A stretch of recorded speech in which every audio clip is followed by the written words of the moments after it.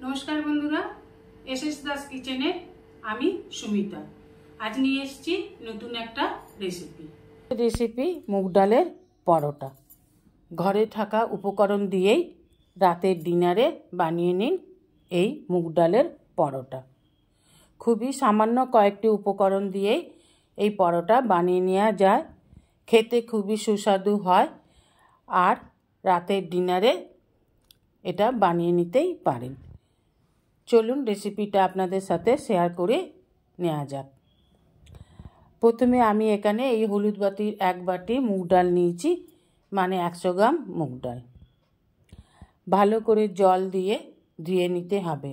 মুগ ডাল বা যে কোনো ডাল ধুলে দেখবেন জলটা খুব সাদা হয়ে যায়, এইটা ভালো না, এটাকে ফেলে দিতে হয়।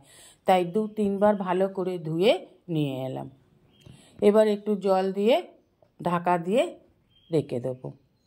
আমি এটা রাতের ডিনারে বানাবো, কিন্তু দুপুরবেলাতেই ভিজিয়ে দিলাম, কেননা মুগ ডাল ভিজতে একটু সময় লাগে। এবার বানিয়ে নেবো একটা ভাজা মশলা।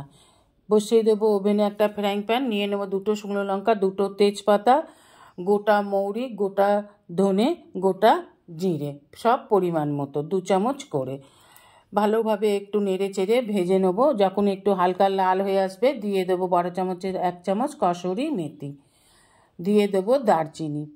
কসুরি মেথির ভাজা গন্ধটা খুব ভালো লাগে, স্মেলটা খুব সুন্দর হয়, আর দারচিনিও খাওয়া ভালো, তাই একটু দারচিনি দিয়ে দিলাম। এবার মশলাটা হয়ে এসছে, হাতে করে ধনে মৌরি সব গুঁড়িয়ে যাচ্ছে। এবার নামিয়ে নিয়ে ঠান্ডা করে একটা মিক্সি জারে মশলাটা নিয়ে নেব। সম্পূর্ণ মশলাটাই মিক্সি জারে নিয়ে নিলাম। দিয়ে দিলাম 1 টিস্পুন বিট লবণ, দিয়ে দেবো 2 টিস্পুন আমচুর। আমচুর দিলে টক ঝাল মিষ্টি ভালো লাগে খেতে। আর দিয়ে দেবো 1 টিস্পুনেরও কম হলুদ গুঁড়ো, আর দিয়ে দেবো 1 টিস্পুন লাল লঙ্কা গুঁড়ো, দিয়ে দেবো 1 প্যাকেট চাট মশলা, দিয়ে দেবো 2 টিস্পুন চিনি।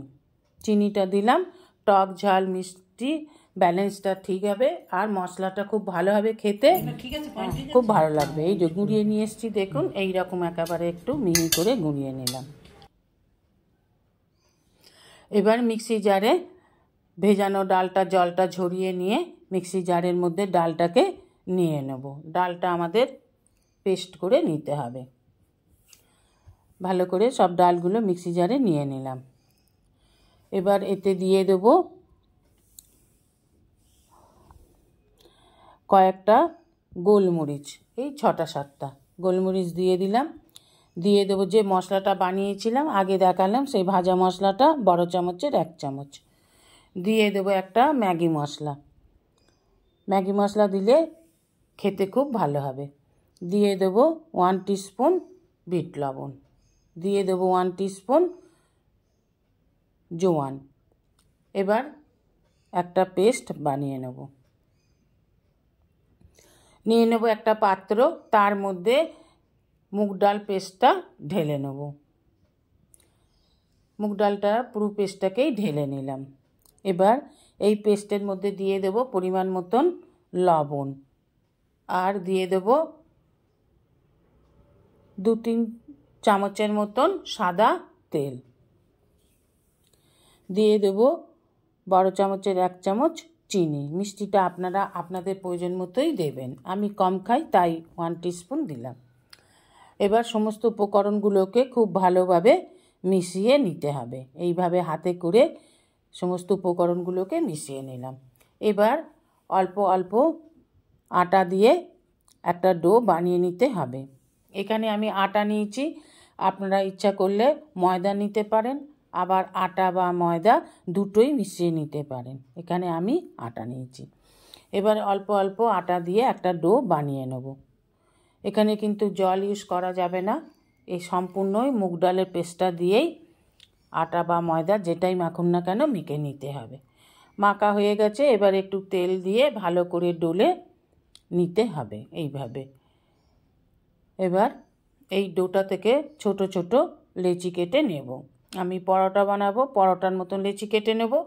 আপনারা লুচি বানাতেও পারেন, লুচির মতন ছোট ছোট কেটে নিতে পারেন।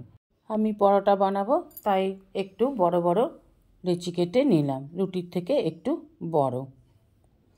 যে আটাটা মেখেছিলাম সম্পূর্ণই এইভাবে আমি লেচি কেটে নিলাম, মিডিয়াম সাইজের।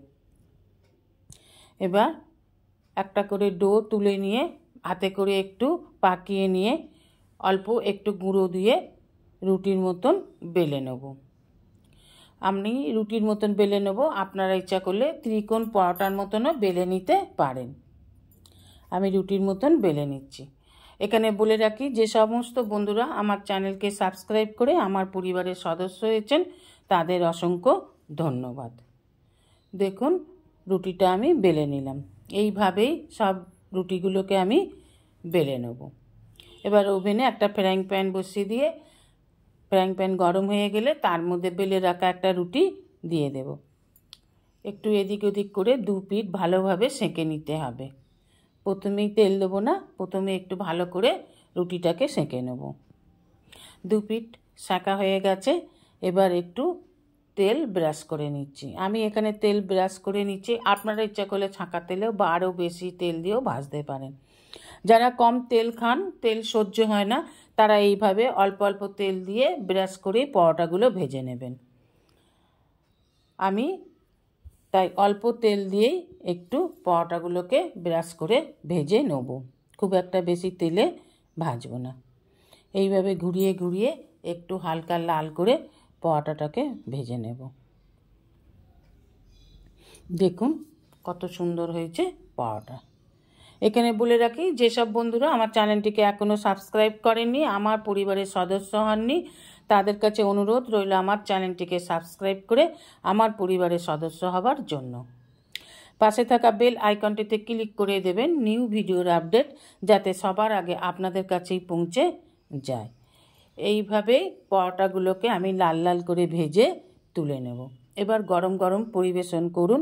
আপনাদের পছন্দের মতন যে কোনো তরকারি দিয়ে, আলুর দম বা অন্য চিকেন কষা এসব দিয়েও পরিবেশন করতে পারেন। আমি এখানে বানিয়েছি পরোটা দিয়ে খাবার জন্য ডিম ঘুগনি। ডিম ঘুগনি দিয়েই আমি পরোটাটা পরিবেশন করছি। এখানে বলে রাখি, ডিম ঘুগনি রেসিপিটা আমার চ্যানেল এস দাস কিচেনে শেয়ার করা আছে। অনুরোধ রইল রেসিপিটা দেখে নেবার জন্য। আপনার অমূল্য সময় দিয়ে ভিডিওটি দেখার জন্য আপনাদের অসংখ্য অসংখ্য ধন্যবাদ। রেসিপিটা ভালো লাগলে অবশ্যই একটা লাইক, কমেন্ট, সাবস্ক্রাইব করার অনুরোধ রইল।